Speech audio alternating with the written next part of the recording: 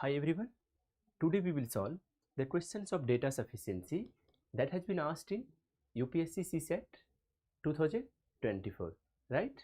So the first question is,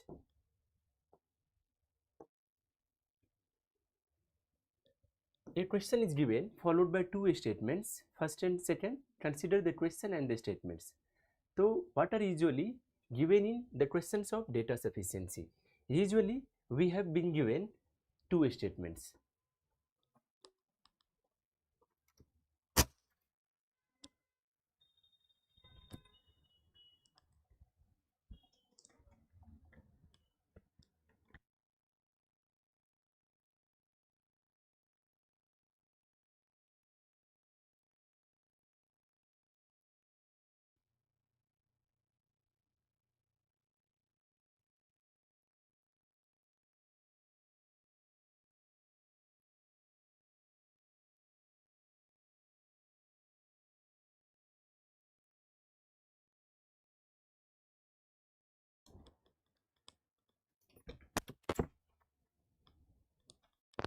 Hi, sorry for the technical glitches. So, what is given here? There are two statements, right? Statement 1 and statement 2. The first statement says that the size of the software is 12 megabytes, and statement 2 says that the transfer rate is 2.4 kilobytes per second. And the question is, what is the time required to download the software? So, I have noticed that few of aspirants usually try to find out the exact value, but in the questions of data sufficiency, we don't have to find out the exact time required to download the software. We just have to find out that is this question solvable, and is this question solvable by just using statement 1, or is this question solvable by just using statement 2, or can we solve this question by using both the statements together. We don't have to find out the exact time required to download the software, right? So from statement 1, we know the size of the software, right? From statement 1, what do we know? We know the size of the software. And from statement 2, we know the transfer rate. So tell me, if it is given that the size of the software is 12 megabytes, right? So can we find out the time required to download the software by using statement 1 only? No, we can't find the time required to download the software by using statement 1, right? And if we look at statement 2, it is given that the transfer rate is 2.4 kilobytes per second. So can we find out the time required to download the software by using just statement 2? No, we can't find out the time required, because here it is just only given about the transfer rate, right? But if we combine both the statements, we have access to the size of the software and we know the transfer rate. So we can write time required to download the software equal to size of the software divided by the transfer rate, right? And by combining both the statements, we have access that the size of the software is 12 megabytes. We can convert megabytes into kilobytes. 1 megabyte equal to 1000 kilobyte, and we know the transfer rate that it is 2.4 kilobytes per second. So we can simply 12 into 1000 divided by 2.4. It is the time required to download the software, but we don't have to find out the exact value, right? So what we will have to answer in this question? We can answer that the question can be answered by using both the statements together, but can't be answered using either statement alone, right? So in this question, we found out that if we combine both the statements together, we can answer this question, that what is the time required to download the software, right? So let us solve next question.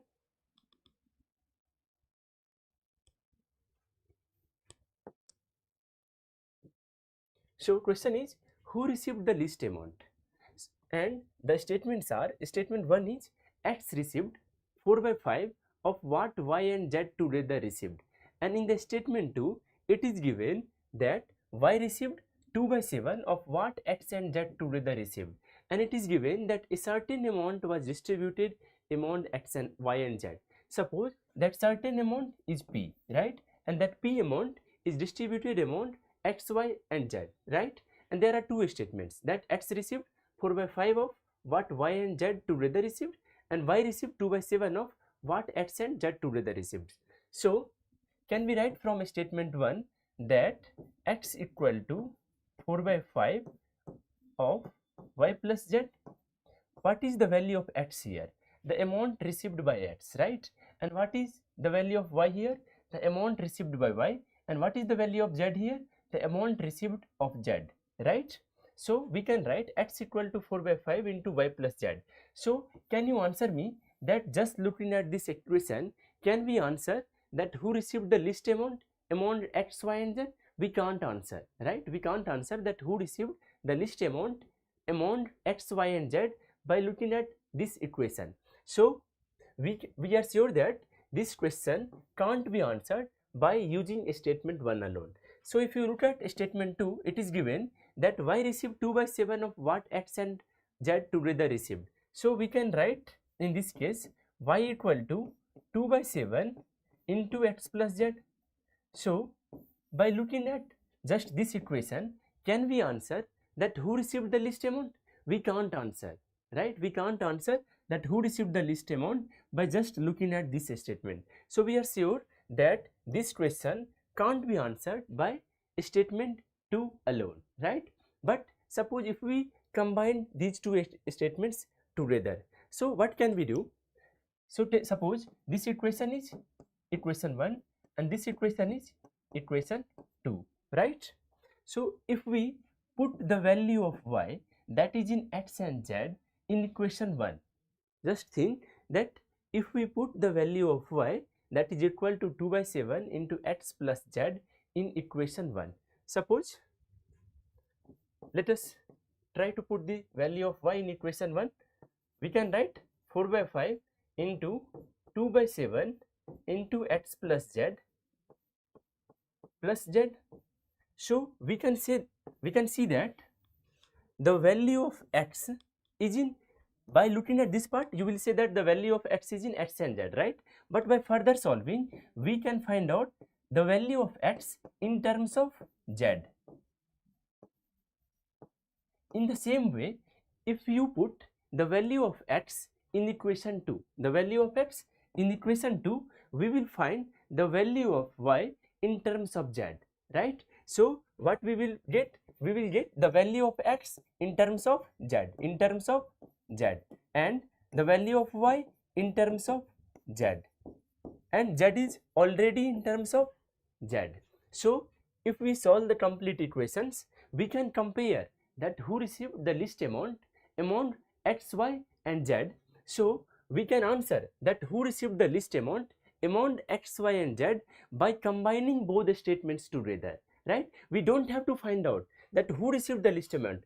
We don't have to find out that did x receive the least amount, did y receive the least amount, did z receive the least amount. We don't have to find the exact name that who received the least amount. We just have to find out that can we find out by using these two statements together that who received the least amount? Yes, if we solve the complete equations, we can get the value of x in terms of z, the value of y in terms of z, and the value of z in terms of, already the value of z is in terms of z, right? So what is the right answer here? The right answer is option C, that is the question can be answered by using both the statements together but can't be answered using either statement alone. So we have to always keep in mind that in the questions of data sufficiency, we don't have to find the exact value. We just have to find out that how can we solve this question.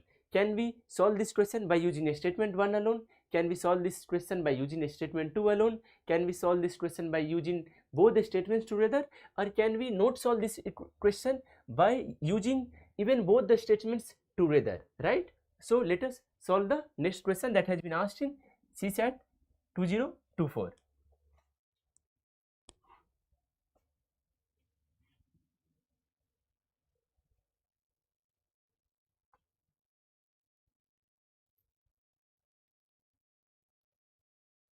Let us solve this question.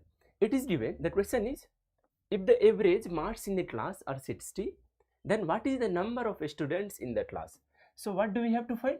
We have to find that what is the number of students in the class, and the statements are, statement 1 is the highest marks in the class are 70 and the lowest marks are 50. Suppose there are n number of students in the classroom, right? So what we can write, average equal to total marks divided by total number of students, and we have to find out the total number of students in the class, right? We know that the average is 60, average marks is 60, so we can write average is 60. We don't have any access to the total marks, right? We just know the highest marks is 70 and the lowest marks is 50. So suppose we can write highest marks plus lowest marks plus rest of the students plus what? The rest of the students, the marks of the rest of the students, right?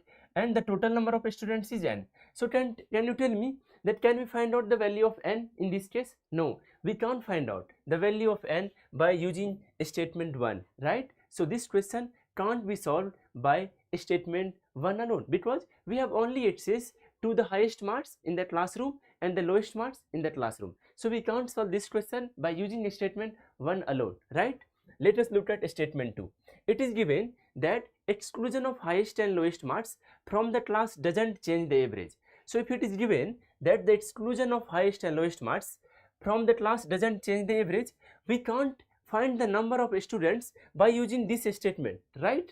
What will we do by exclusion of highest and lowest marks? We are not gonna get the total marks of the rest of the students after the exclusion of the highest and lowest marks, right? So we can't find out the number of students in the class by using statement 2 alone, right? If we combine both the statements, so if we combine both the statements, we can't find the number of students in the class again, right? So what is the right answer? The right answer is the question can't be answered even by using both the statements together, right? So you just have to find out that is this question solvable, and if this question is solvable, how is it solvable? Is it solvable by using a statement 1 alone? Is it solvable by using a statement 2 alone? Or is it solvable by using both the statements together? And is it not solvable by using even both the statements together?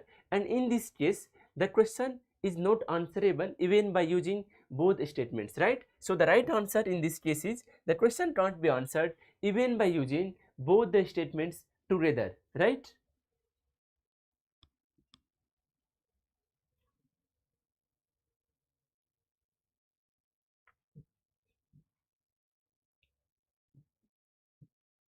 So in this question, there are three distinct prime numbers whose sum is a prime number, right?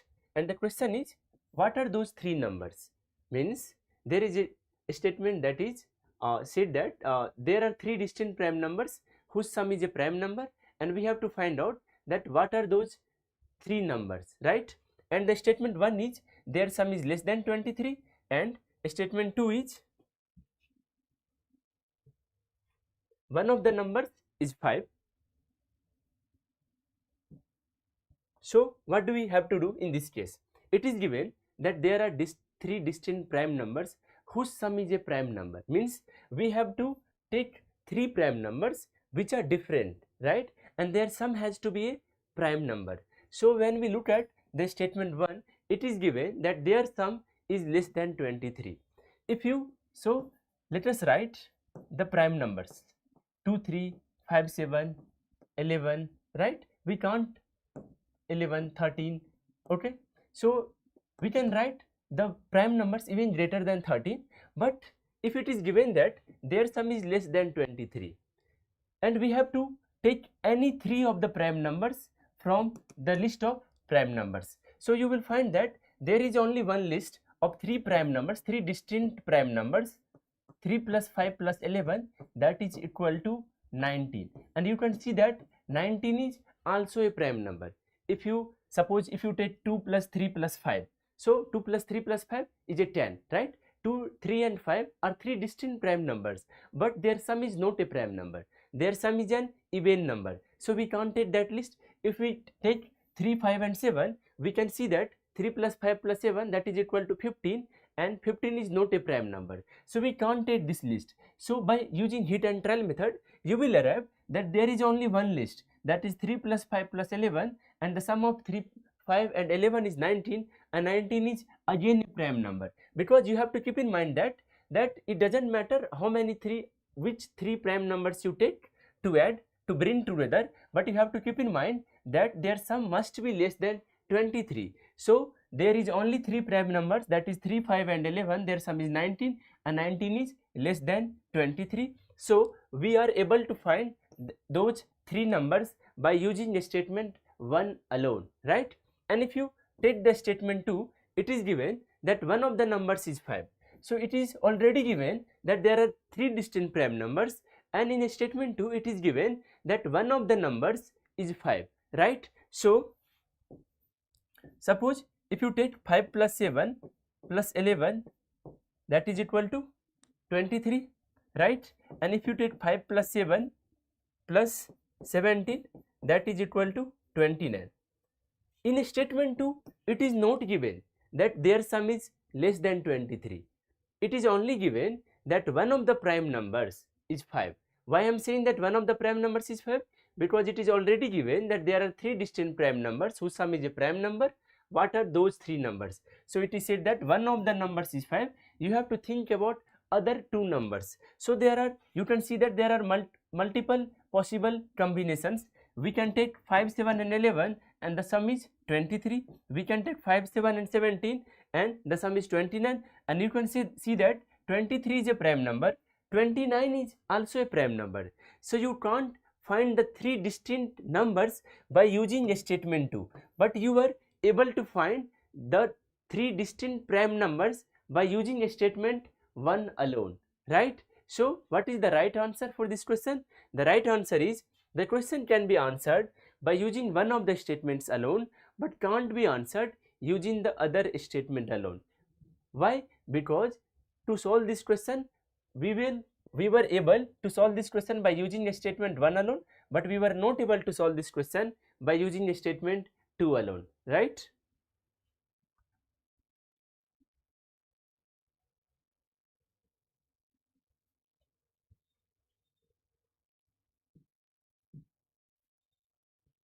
Let us solve this question.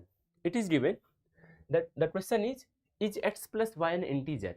So we don't have to answer that what is the value of x plus y. We just have to find out that can we say that x plus y is an integer, or can we say that x plus y is not an integer, right? So the statement 1 is 2x plus y is an integer, right?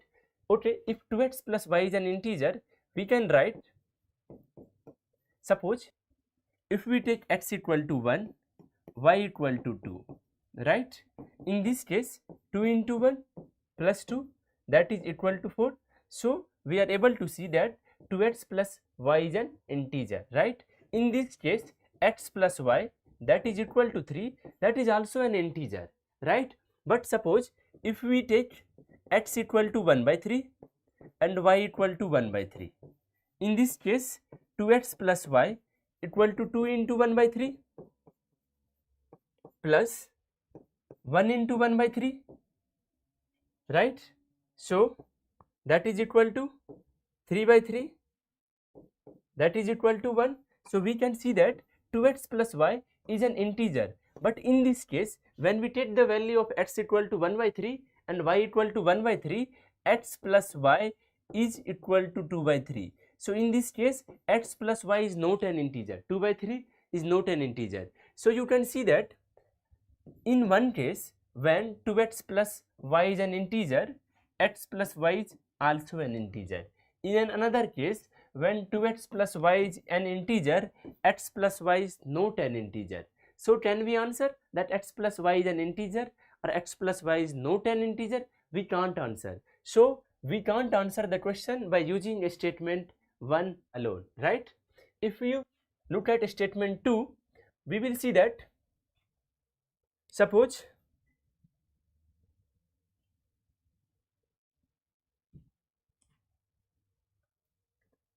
x plus 2y, right?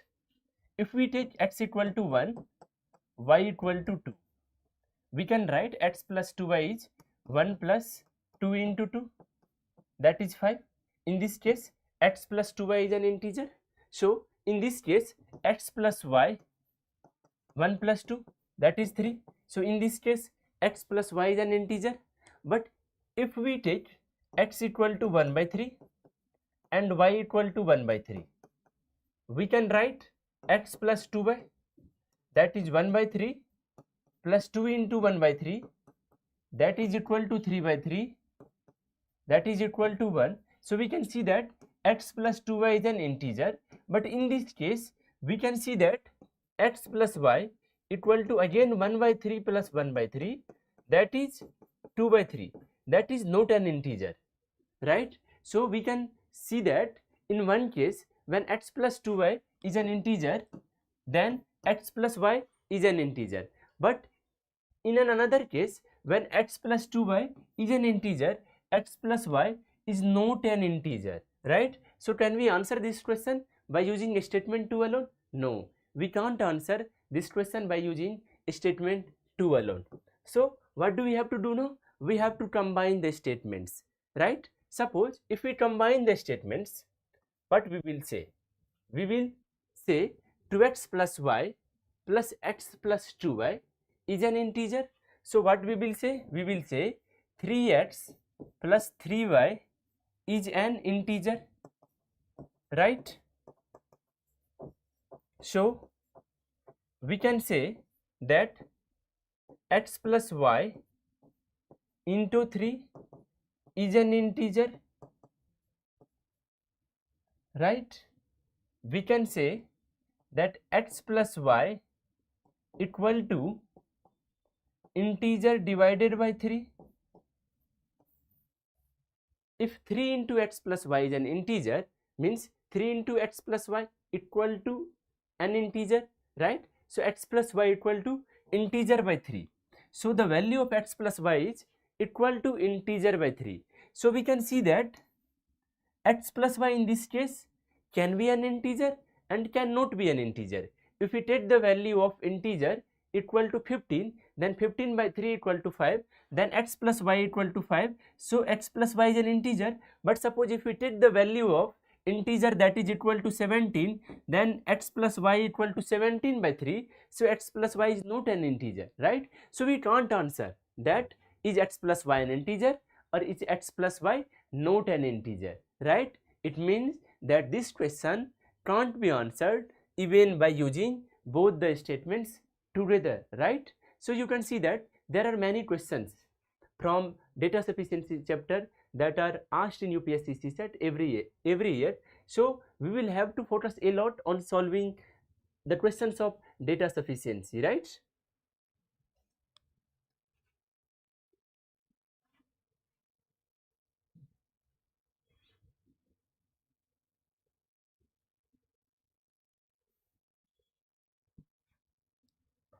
Let us solve this question. It is given that a person buys 3 articles P, Q and R for ₹50, right? The price of the article Q is 16, which is the least, right? So we can write P plus Q plus R, that is equal to 50, and the price of the article Q is 16. So we can write P plus R equal to 34. What did we do here? We did P plus 16 plus R equal to 50. So we write P plus R equal to 34, right? So what is the question? The question is, what is the price of the article P? So we don't have to find the exact value of P. We just have to find out that can we answer the price of the article P by using statement 1 alone, by using statement 2 alone, by using both the statements together, or can we not answer this question by using even both the statements together, right? So let us look at the statement 1. It is given that the cost of P is not more than that of R. So can I write P is less than equal to R, because it is given that the cost of P is not more than that of R. It means the price of P can be equal to or less than the cost of R, right? So can I answer the value of P by using this statement? No. Suppose let us look at this case.